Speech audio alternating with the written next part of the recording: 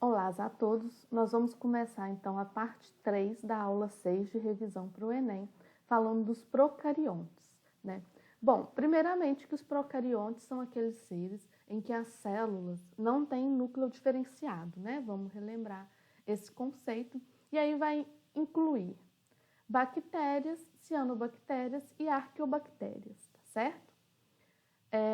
Estudos moleculares recentes afirmam que há cerca de 3 bilhões de anos surgiram duas linhagens distintas de procariontes, tá? Porque antigamente a gente acreditava que a gente incluía, né, na verdade, todos os seres procariontes dentro do reino bactéria, certo? Atualmente, né, através de estudos moleculares, descobriu-se que existem dois grandes grupos dentro dos seres procariontes e que eles são muito diferentes baseado suas análises moleculares, tá? Que então dividiu-se, né, todos os seres vivos existentes, né, em três domínios: bactéria, árquea e eucária, tudo bem? E essa separação aqui, ó, né? Então aqui a gente tem um cladograma e a separação entre a linhagem de bactérias e toda a outra linhagem aconteceu há aproximadamente 3 bilhões de anos atrás, certo? Bom, então, mais ou menos 3 bilhões de anos atrás ocorreu essa separação e que deu origem às bactérias que a gente conhece atualmente, tá certo? Né? Chamadas de eubactérias, tá? E a outra linhagem, né, em um determinado momento, ela vai dar origem a dois grandes grupos diferentes, as arqueobactérias e um outro descendente que deu origem em seguida, né, depois de alguns milhares, milhões de anos, aos eucariontes, que hoje englobam todos os outros seres vivos, né? Então aqui a gente tem plantas, animais, fungos, algas, protozoários, tá certo? Os procariontes, então, eles vivem em todos os ambientes e ecossistemas da Terra, né? Aqui a gente colocou alguns exemplos aqui: mar, água doce, solo, ar. Vivem em ambientes mais quentes, ambientes mais frios, ambientes secos, ambientes úmidos e no interior de muitos seres vivos. Importante destacar que eles vivem, vários deles, não todos, tá? Muitos são de vida livre, vivem no interior de muitos seres vivos e podem causar doenças, mas eles também podem viver como simbióticos, né? Como simbiontes. Eles podem ter uma relação de cooperação com aqueles seres aonde eles vivem ali, tá certo? E aí a gente vai ter diversas importâncias econômicas e ecológicas dos diversos grupos de procariontes, tá? E aí vai depender, claro, de cada um, de cada espécie, de cada grupo, né, para ter essas importâncias. Atuam na decomposição de matéria orgânica morta, né? Então eles vão atuar na ciclagem dos nutrientes, desculpa. Alguns deles causam doenças, como eu disse, nem todos causam doenças, tá? Alguns vão causar. A gente utiliza como importância econômica em diversos processos industriais, como, por exemplo, os lactobacilos, né? A gente vê muita propaganda falando dos lactobacilos aí, né? Alguns leites fermentados que têm os lactobacilos vivos, e eles são utilizados, por exemplo, para transformar o leite em coalhada, tá? Participam também do ciclo do nitrogênio, né? E são utilizados na engenharia genética e biotecnologia. Então, a gente utiliza esses seres na engenharia genética e biotecnologia. Para quê? Para produzir várias substâncias de interesse para a gente.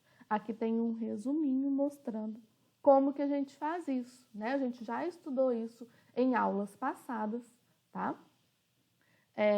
E aí aqui a gente tem, então, que o DNA da bactéria no DNA da bactéria é incorporado uma parte do DNA da substância que a gente quer que seja produzido. E aí ele é incorporado novamente dentro da bactéria e essa bactéria passa a sintetizar as substâncias que a gente quer. Né? Um exemplo que é muito comum é a insulina. Né? A insulina, hoje em dia, ela é fabricada dessa forma, tá certo? Como que é a estrutura, então, desses procariontes? Lembrando que são seres unicelulares, né? Eles vão ter, então, uma membrana plasmática, certo? O citoplasma e o DNA, tá?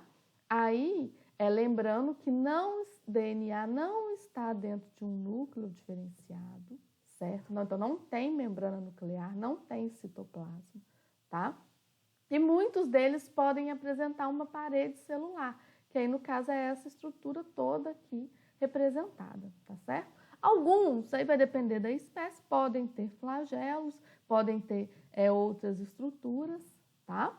Mas o básico de um procarionte é que ele vai ter, né, uma membrana plasmática, o citoplasma com o DNA disperso no citoplasma e como organela que a gente vai encontrar nos procariontes vão ser os ribossomos, tá certo?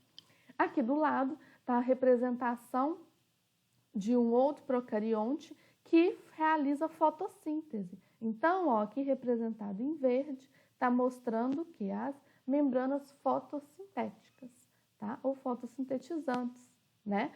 Que vão ser as regiões aonde vai ocorrer a fotossíntese.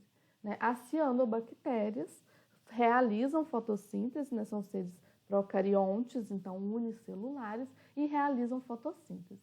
Dentro dessas membranas fotossintéticas existem cloroplastos específicos, tá? Para a realização dessa fotossíntese, tudo bem? As bactérias, né, elas podem se apresentar de formas diferentes, né, com diversos formatos, como os cocos isolados, e aí se eles estão agrupados podem ser streptococos, estafilococos, a gente tem os bacilos, os espirilos e o vibrião, tá? Como alguns dos exemplos de formas de bactérias, tá certo? A gente vai falar agora um pouco das reproduções, das formas de reprodução dos procariontes. Começando a falar da reprodução assexuada, o primeiro exemplo que a gente vai falar é a bipartição. Né? Relembrando que esses são seres unicelulares, então, se uma célula é um organismo, e aí esse DNA, ele multiplica, né? Ocorre a duplicação desse DNA. E em seguida, a divisão da célula formando duas células, a gente tem, a partir de uma única célula, você tem a formação de duas células idênticas, né, com o mesmo DNA daquela célula original. Então, a partir de um único organismo, você forma dois organismos diferentes, tá? É uma reprodução assexuada, porque não envolve transferência de DNA, de material genético, entre seres diferentes, tá? Entre organismos diferentes, né, na verdade, certo? E aí aqui, então, de uma única célula, ao final do processo, você forma duas. Então, de um único organismo, ao final do processo, você forma duas, tá? Um outro tipo de reprodução assexuada é a esporulação, certo? Que vai consistir em que também ocorre a duplicação do DNA, mas ao invés dessas células formar duas células ao final do processo, ela forma o que a gente chama de esporo, né? O esporo vai ser uma estrutura ainda menor do que uma célula. Na maioria das vezes, ele vai ter uma parede celular espessa, que vai possibilitar com que esse esporo viva, né, sobreviva em um ambiente que não for adequado para aquele ser viver, né? Então ele vai ficar ali sobrevivendo, né, meio inerte ali durante um tempo até que as condições ambientais sejam favoráveis e ele volte a ter todo o seu metabolismo, tá certo? Como a duplicação do próprio DNA, né? Então, eles têm o DNA desse esporo, é idêntico ao DNA da célula que o formou. Então, é um tipo de reprodução assexuada. Então, a gente vai falar de alguns tipos de reprodução sexuada, né, envolvendo os procariontes, tá? A primeira que a gente vai falar é a transformação, em que a bactéria ela vai absorver moléculas de DNA que estão ao seu redor. E aí essas moléculas de DNA ela passam a fazer parte do seu DNA, né? E assim ela passa a sintetizar proteínas a partir daquele DNA. Tá? É a técnica que é utilizada na engenharia genética, né? Quando a gente incorpora, no caso aí o ser humano vai lá e coloca uma parte do DNA no DNA da bactéria, e isso faz com que a bactéria passe a sintetizar a proteína que a gente quer, tá certo? Na transdução, vai envolver os bacteriófagos. O que são bacteriófagos? Bacteriófagos são grupos de vírus que infectam bactérias, tá? Então, aqui está mostrando, né, uma bactéria com esse bacteriófago, né, esse tipo de vírus. A gente já aprendeu na aula anterior que quando um vírus ele vai infectar uma célula, aquela célula trabalha para que sejam formados novos vírus. Acontece que, neste caso, né, dos bacteriófagos, o que pode acontecer? Quando então, está se formando novos bacteriófagos ali na célula daquela bactéria, né, que está servindo de hospedeira para aquele vírus, pode ir um pouco do DNA da bactéria junto com o DNA do vírus. Tá? Então, quando vai formar novos vírus, né, pode ser que um pouco daquele DNA vá junto daquele vírus. E aí, quando isso acontece, e esse novo DNA vai infectar uma nova bactéria, então ele está levando um pouquinho do DNA da bactéria em que ele estava hospedando anteriormente, né? Que estava hospedando ele anteriormente, tá certo? E assim funciona a transdução. Então, um bacteriófago, né, que é um vírus que infecta bactérias, vai acabar levando uma parte do DNA de uma bactéria para outra bactéria, tá? Leva o DNA de uma bactéria para outra bactéria. E assim é um tipo de reprodução sexuada, porque está ocorrendo o quê? Troca de material genético, tá certo? E o outro tipo de reprodução sexuada que a gente vai falar é a conjugação. Nesse caso, então, duas bactérias elas vão se encontrar, né? A gente chama de macho e fêmea entre aspas, tá, gente? Porque bactéria não tem, né, sexo biológico definido, é só para dizer que o macho, entre aspas, é aquele que vai doar o seu DNA, né? Então, aqui, ó, tá mostrando, então, duas bactérias, é formada uma ponte citoplasmática entre elas, né, que recebe o nome também de pile, tá? E aí, com isso, o DNA passa de uma dessas células para outra, de uma dessas bactérias para outra, tudo bem?